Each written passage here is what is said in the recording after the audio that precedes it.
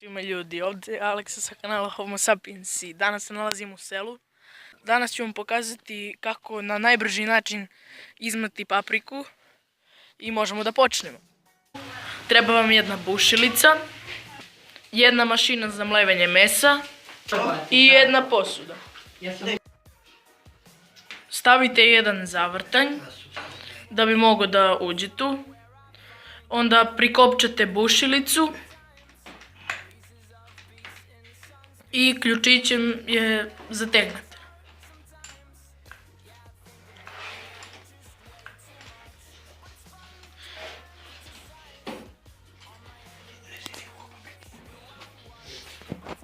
Uključite bušilicu i menjate papriku.